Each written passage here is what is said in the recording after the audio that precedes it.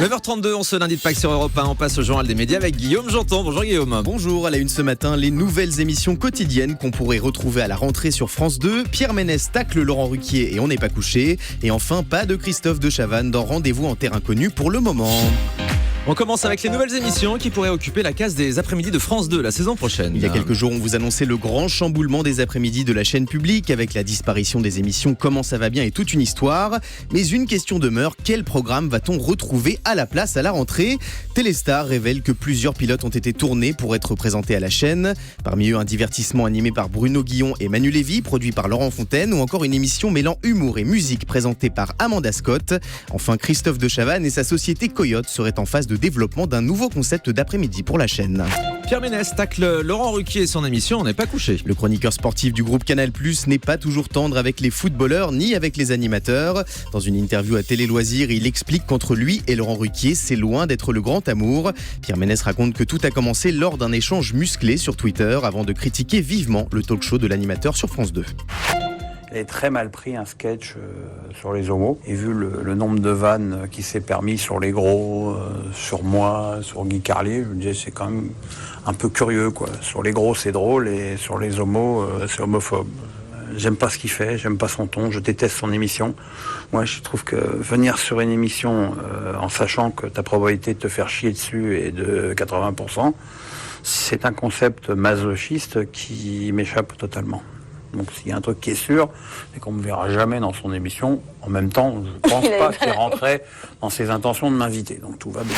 Voilà, ça c'est dit. Christophe de Chavannes dément sa participation à Rendez-vous en terre inconnue. Alors que Touche pas à mon poste avait annoncé un numéro de l'émission de France 2 consacré à Christophe de Chavannes, l'intéressé a démenti l'information sur son compte Twitter. Ce n'est pas du tout dans mes projets immédiats. Sorry, qui veut dire désolé. Hein. En revanche, l'animateur de la Une sera présent. On a quelques bases en anglais quand même. Voilà, j'ai fait anglais LV12. Il sera présent sur la 2 Christophe de Chavannes dans les semaines à venir, mais dans une autre émission, Christophe de Chavannes s'installera sur le canapé de Vivement Dimanche, dont il sera l'invité principal. Les personnages de Plus belle la vie ont rendu hommage aux victimes des attentats de Bruxelles. Vendredi soir, les téléspectateurs de France 3 ont pu découvrir une séquence dans laquelle les protagonistes du feuilleton à succès déposent des fleurs devant un drapeau de la Belgique pour rendre hommage aux victimes des attentats de Bruxelles. Ce n'est pas la première fois que Plus belle la vie réagit à l'actualité. Elle avait déjà proposé des scènes en hommage aux victimes des attentats de Charlie Hebdo et du 13 novembre dernier. La plainte du chroniqueur sportif Julien Cazard contre Cyril Hanouna, classée sans suite. Le mois dernier, le chroniqueur de Canal+, Julien Cazard, avait déposé une plainte contre l'animateur star de D8 en raison de menaces et d'appels malveillants. Mais depuis, les deux hommes se sont parlé et les tensions se sont apaisées. La plainte de Julien Cazard a été classée sans suite, une information révélée par Le Parisien. Le quotidien consacrait ce week-end une double page à Cyril Hanouna qui continue à faire couler beaucoup d'encre. La disparition de la chaîne numéro 23 se précise peu à peu. Vendredi dernier, le rapporteur du Conseil d'État a préconisé le rejet de la requête en annulation de numéro 23. Son patron Pascal Ouzelot protestait contre la décision inédite prise par le CSA de retirer à la chaîne son autorisation d'émettre pour avoir spéculé sur une fréquence attribuée gratuitement. À présent, le Conseil d'État doit trancher avant jeudi sur ce dossier qualifié de difficile. En cas de rejet du recours, numéro 23 disparaîtra. Le canal 23 de la TNT intéresse déjà deux futures chaînes gratuites, LCI et la nouvelle chaîne d'information publique en continu. Enfin, LCI qui pour le moment a le canal 26 d'attribuer, donc a priori ça va pas changer. Laure Manodou et Philippe Lucas pourraient faire leur retour à la télévision. L'été dernier, la célèbre nageuse et son entraîneur charismatique avaient incarné un programme court sur France 2 à l'occasion des championnats du monde de natation. Selon le journal du dimanche, ils pourraient reprendre du service l'été prochain sur Canal+ pour commenter les Jeux Olympiques de Rio. La chaîne cryptée aurait fait une offre au duo, une offre que Laure Manodou n'accepterait qu'à une seule condition, l'adaptation de son autobiographie, un projet pour lequel Canal+ tarderait à manifester son intérêt.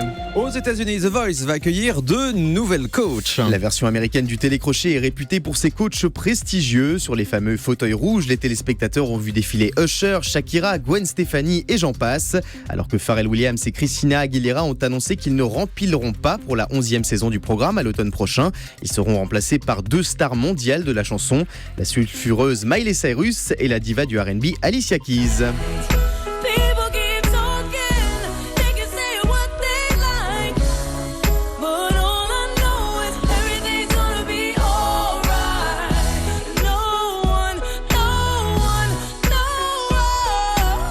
On passe vraiment de la musique de jeunes ce matin sur Europe 1. Et Alicia Keys et Miley Cyrus seront aux côtés du chanteur de Maroon 5, Adam Levine bien sûr, et la star de la country Blake Shelton.